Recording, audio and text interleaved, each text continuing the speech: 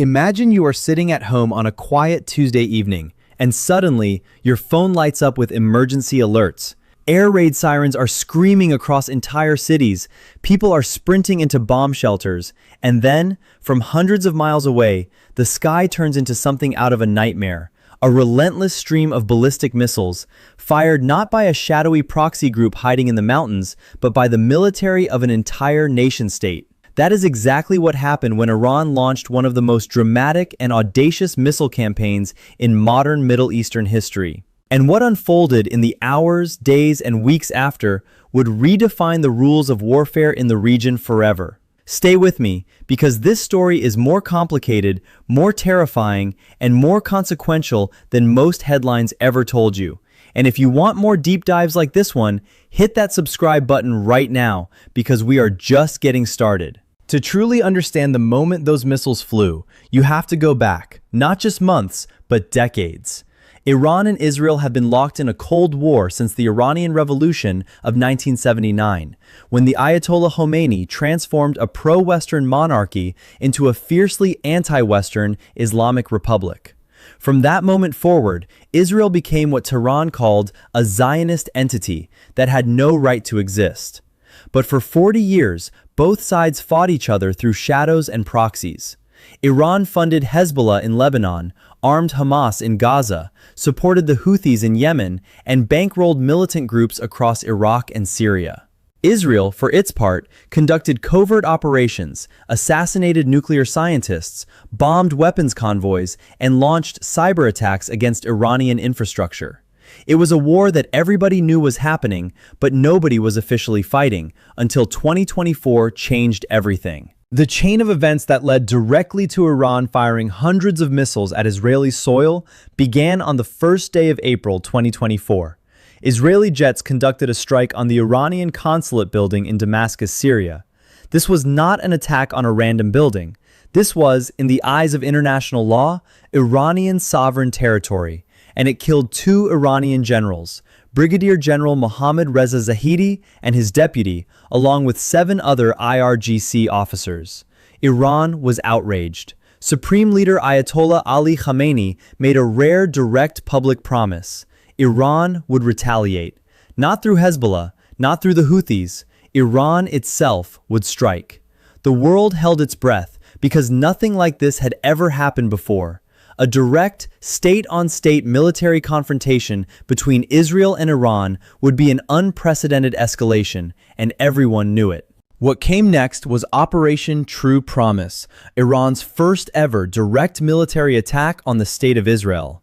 On the night of April 13, 2024, the Islamic Revolutionary Guard Corps launched a staggering barrage of weapons. According to Israeli military officials, approximately 170 drones, more than 30 cruise missiles, and over 120 ballistic missiles were fired toward Israel. That is over 300 projectiles in a single night, fired from Iranian soil and from Iranian-backed positions across the region. The sheer scale of it was designed to send a message.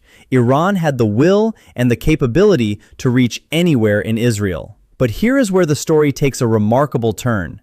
The coalition that Israel had quietly built around itself, the United States, the United Kingdom, France, and even Jordan, activated in real time to defend against the attack. American naval destroyers in the region fired interceptors. British and French aircraft intercepted drones. Jordan, which shares airspace with Israel, shot down projectiles flying over its own territory. By the time the dust settled, Israel and its allies claimed to have intercepted 99% of the incoming weapons. The Nevatim air base in the southern Negev desert suffered minor damage. A 7-year-old Bedouin girl was struck by missile shrapnel and injured, but compared to what Iran had launched, the physical damage was minimal. Iran's envoy to the United Nations declared the matter closed. Tehran called Operation True Promise a success, a demonstration of reach and resolve, and signaled it was not looking to escalate further. But Israel was not ready to leave it at that. On April 18th, Israeli jets conducted limited retaliatory strikes inside Iran, specifically near Isfahan, home to one of Iran's key air defense installations. It was a surgical, almost deliberate understatement. Israel was sending its own message. We can reach you too. The world exhaled, cautiously. Diplomats talked about the cycle being broken, about both sides having exercised restraint. But beneath the surface, the pressure was still building, and the fuse had only been shortened, not extinguished. The summer of 2024 brought a series of events that would make any hope of de-escalation nearly impossible. In July, Hamas political leader Ismail Haniyeh was assassinated in Tehran itself, killed inside the Iranian capital in an explosion at a guest house where he was staying. Iran accused Israel immediately. The brazenness of it was almost incomprehensible. Killing an enemy leader not in a war zone, not in Gaza or Lebanon, but inside Tehran, the heart of the Iranian state, was a humiliation of the deepest kind. Iran vowed again to respond. Then, in September, Israeli airstrikes in Beirut killed Hezbollah's supreme leader, Hassan Nasrallah, a man who had led the organization for over 3 decades, one of the most powerful figures in the entire Iranian-led axis of resistance. Along with Nasrallah, the strikes also killed Abbas Nilfarushan, a senior IRGC commander. The axis of resistance was being decapitated, systematically and publicly, and Iran's ability to deter Israel through its proxies was collapsing in real time. By the time October 1st, 2024 arrived, Iran had reached the point of no return. The IRGC announced Operation True Promise 2, the second direct strike on Israel, and this time the numbers were even more staggering. Iran launched approximately 180 to 200 ballistic missiles at Israel in at least 2 concentrated waves. The U.S. Department of Defense described it as nearly twice the scope of the April attack and stated that Iran intended, in their words, to cause destruction. These were not drones that flew slowly across the sky for hours, giving defenders time to react. These were ballistic missiles, hypersonic in their terminal descent phase, plunging down toward their targets at speeds that compress reaction time to almost nothing. Among the weapons used were the Fatah-1, Iran's first hypersonic missile, and the Khaybar-Shakan, a long-range ballistic missile designed specifically to overwhelm missile defense systems. Iran was no longer probing. Iran was attacking with its most advanced arsenal. The targets were deliberate and symbolic. Iran aimed directly at the Nevatim airbase in the Negev desert, the same base it had tried to hit in April. This time, between 20 and 32 missiles actually struck the base, damaging a hangar and a taxiway. Missiles also hit the Tel Nof airbase in central Israel. And in a moment that stunned intelligence analysts around the world, an Iranian missile struck within less than a kilometer of the Mossad headquarters in Herzliya in the greater Tel Aviv area. A school in the town of Gadara was damaged. Children had been at that school just hours before the attack. Homes were damaged. Israeli media were barred by military censors from publishing the exact locations of the impacts, a sign of how seriously the government took the optics of Iranian missiles landing on Israeli soil. One Palestinian man was killed in the occupied West Bank during the strike. In Jordan, 3 people were injured as missile fragments fell on its territory. As those missiles streaked through the night sky, the United States was not sitting on the sidelines. President Joe Biden met immediately with Vice President Kamala Harris and senior national security officials at the White House. The White House press secretary announced that Biden had directed the U.S. military to actively aid Israel's defense against the Iranian attack and to shoot down missiles targeting Israeli territory.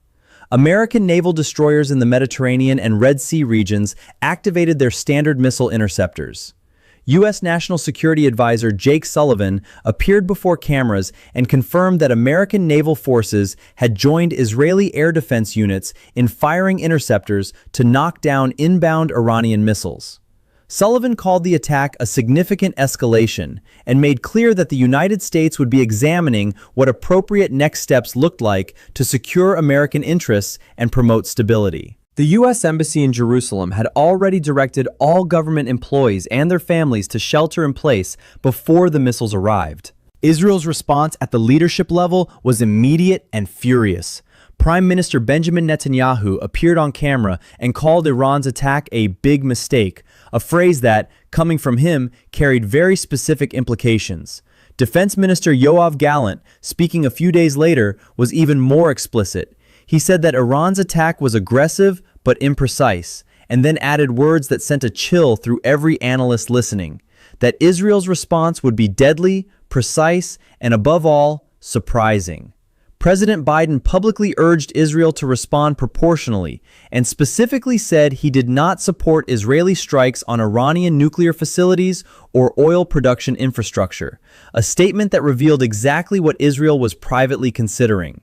The diplomatic conversations happening behind closed doors between Washington and Jerusalem were intense, urgent, and consequential. On October 26, 2024, Israel delivered its answer. Israeli Air Force jets conducted a series of airstrikes deep inside Iran, targeting missile manufacturing sites, drone production facilities, and, critically, Iranian air defense systems. The strikes were precise and devastating in ways that went far beyond what the Iranians had anticipated. Israeli jets destroyed nearly all of Iran's Russian-supplied S-300 air defense missile systems in a single night. The S-300 had been Iran's most advanced defensive shield, the system it counted on to protect its most sensitive sites. With those systems gone, Iran was suddenly, terrifyingly exposed. Iranian state media acknowledged that 4 soldiers and 1 civilian had been killed. U.S. President Biden, watching the results, said he hoped this would be the end of the cycle of escalation. But history does not work that way.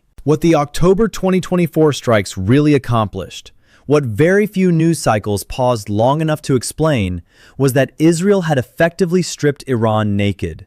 By destroying the S-300 systems that formed the backbone of Iranian air defense, Israel had opened a corridor.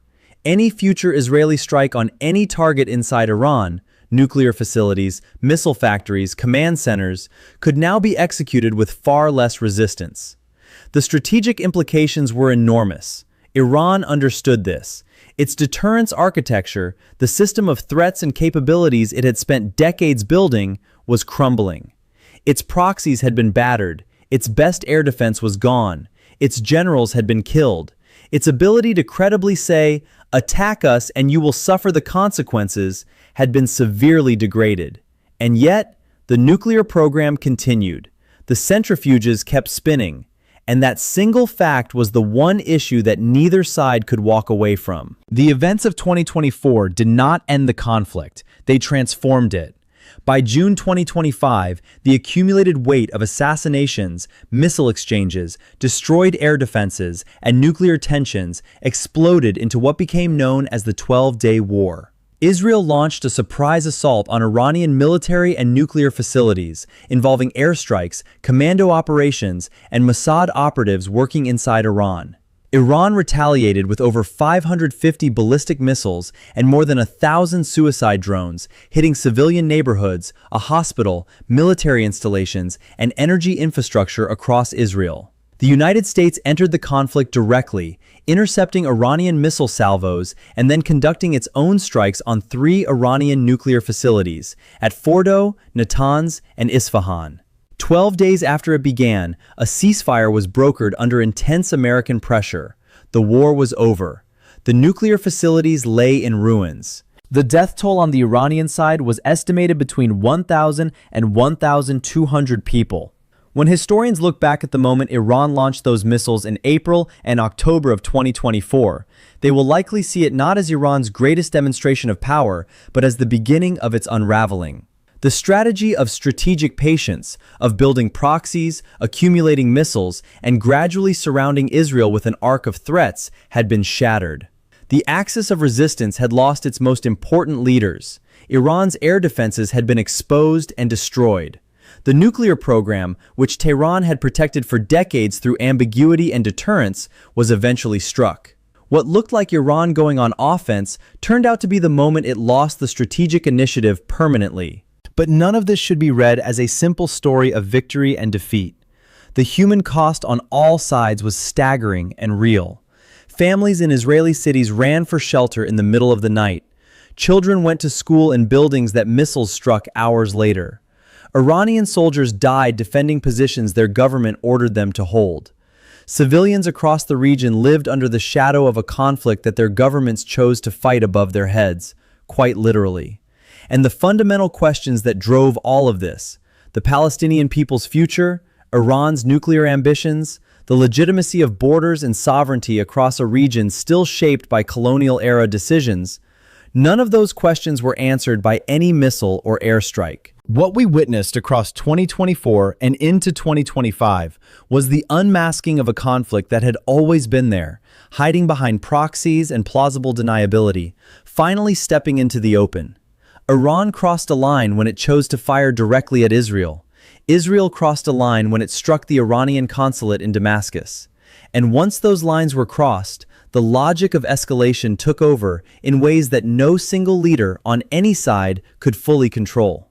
That is perhaps the most important lesson of all, that in a region as volatile, as historically traumatized, and as heavily armed as the Middle East, the difference between a cold war and a hot one can be a single airstrike, a single assassination, a single moment when someone decides that this time they will not absorb the blow. They will respond. And once that response is launched, 557 missiles are just the beginning of where it can go. If this video gave you a clearer picture of one of the most consequential military escalations of our time, please take a second to like this video. It helps more people find this content. And if you want to keep understanding the forces shaping our world with the same depth and detail we brought to this story, subscribe to this channel right now. We cover the events that matter, the history behind them, and the consequences that most people miss. The next video is already waiting for you. Do not go anywhere.